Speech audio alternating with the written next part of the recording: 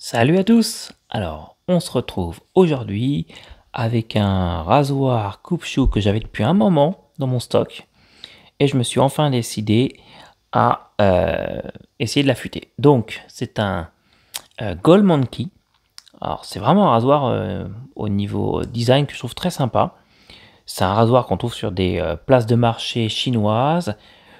Il est fabriqué en Chine et pour des prix vraiment dérisoires, on est aux alentours de 10 euros.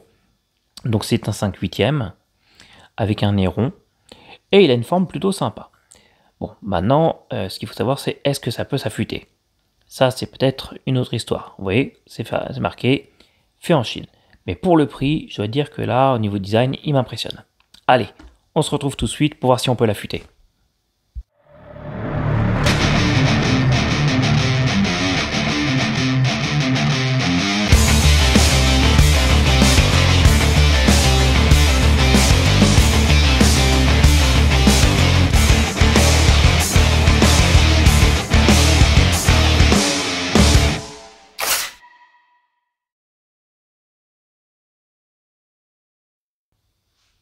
Alors, voici le fil d'origine. Donc, comme prévu, effectivement, il n'est pas forcément top. C'est fait à la machine, on le voit. Donc, bien sûr, c'est pas prêt au rasage. Il y a quelques pets en plus sur le fil qu'il va falloir corriger. En voilà un beau. Donc, bon, rien de trop étonnant ici. Après, ce qu'il va falloir voir, c'est la qualité du fer utilisé, du métal. Donc, on va commencer avec une diamantée. On va partir sur une Atoma 600 pour recréer notre biseau. Donc, au préalable, j'ai mis du scotch pour protéger donc, le dos, au cas où. Et on va essayer de recréer notre biseau.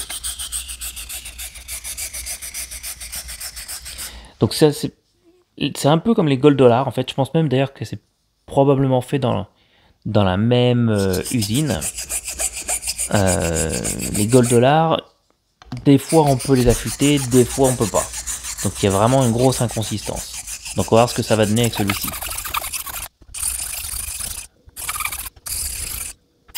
Alors on a fait les passes aller-retour au départ et on finit avec nos passes en X. On va voir si on a réussi à faire un biseau. Donc voici la vue au microscope. On a pas mal ébavuré. C'est pas forcément parfait, mais ça devrait le faire. Voilà, c'est pas mal. On va passer sur la pierre suivante, qui est donc ici une Naniva 1000. On va monter une boue avec notre diamanté, un filet d'eau, et on va continuer donc avec nos allers-retours, et par la suite des passes en X. Donc là on va essayer au maximum d'ébavurer et de remettre à plat un bon fil qui va nous donner un bon départ. Pour le moment rien d'anormal. L'acier se comporte de manière on va dire standard. La lame n'est pas courbée, n'est pas tordue, donc c'est plutôt pas mal. Et voilà, après elle a un K, donc on a plutôt un fil assez décent pour un K, donc assez rectiligne, on n'a pas trop de problèmes par rapport à ça. Donc plutôt satisfait pour le moment.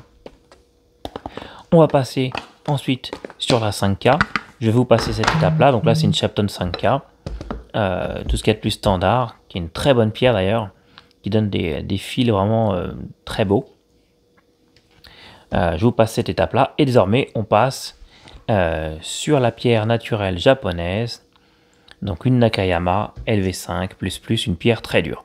On va commencer avec notre première pierre debout, qui est une Asano Nagura Tenju. Donc la Tenju, qui a un grit aux alentours de 7-8K. On monte notre boue, on apporte la boue près de nous, pour arriver directement avec la lame du rasoir dessus. Et à partir de là, on ne fait plus que des passes en X. ça ne sert à rien d'appuyer de trop, mais il faut avoir une lame le plus plat possible et s'assurer que le fil touche bien partout sur la pierre.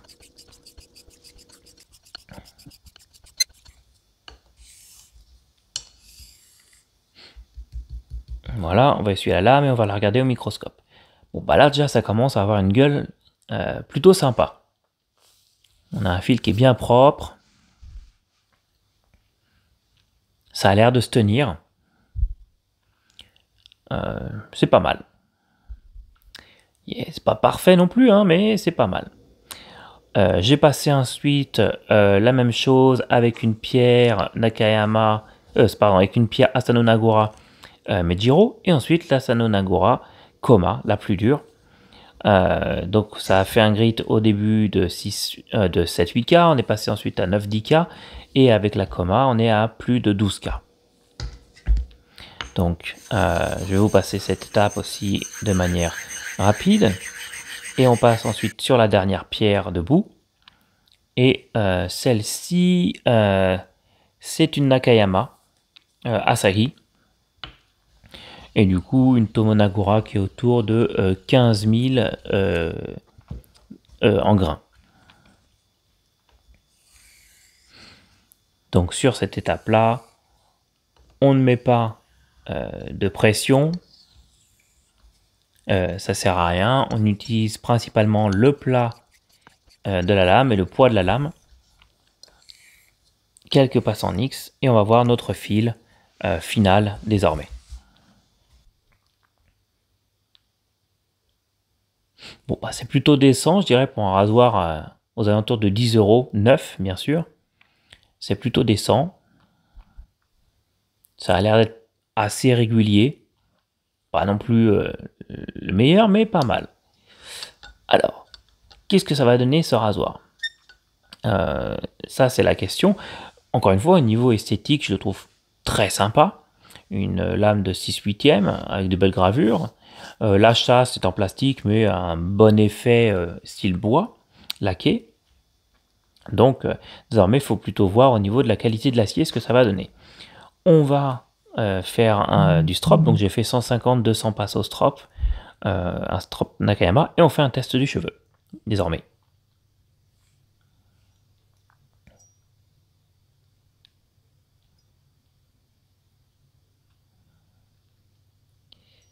Bon, ça passe, c'est pas forcément le plus évident, c'est pas le meilleur test du cheveu que j'ai fait, je dois dire. Mais ça passe. Bon, pour s'assurer de la qualité du rasage, bah, on va dire qu'il n'y a pas 36 manières, il n'y en a qu'une, c'est de faire un rasage. Donc bah, je vous propose qu'on fasse un petit rasage ensemble, rapide, et le voici. Bon, bah là plutôt je dois dire que je suis assez surpris, et de manière très positive, bah, parce que ça s'est plutôt très bien passé. J'ai vraiment eu un superbe rasage. En douceur, coupe nette, et de très près. Donc bah, je suis vraiment satisfait pour le moment de ce rasoir. Mais là il y a un hic. Et c'est quoi le hic? Eh ben c'est que dès le deuxième rasage, ça s'est passé bien différemment. Je me suis dit que c'était étonnant. J'ai repassé le rasoir sur les pierres et j'ai eu la même souci. Au bout du deuxième rasage, ça ne se passait pas bien. Et effectivement, l'acier se désagrège au bout du deuxième rasoir. Et alors ça, c'est un souci. Donc, vraiment une chose que j'ai remarqué sur certains rasoirs effectivement chinois ou de mauvaise qualité, l'acier ne dure qu'un seul rasage. J'ai eu ça dans le passé avec un rasoir Titan, il n'y a vraiment rien à faire. J'ai essayé 2 fois d'affûter le rasoir et c'était toujours le même problème. Du coup, est-ce que ce rasoir est une bonne affaire? Ben, pas vraiment. On peut pas en faire grosse chose, à part éventuellement récupérer la chasse. Mais bon, c'est pas forcément le top. Alors maintenant, j'aimerais bien savoir, est-ce que vous avez déjà eu ce genre d'expérience? N'hésitez pas à mettre un commentaire dans la barre de commentaires en bas pour me dire si ça vous est déjà arrivé. Merci bien d'avoir regardé, à bientôt.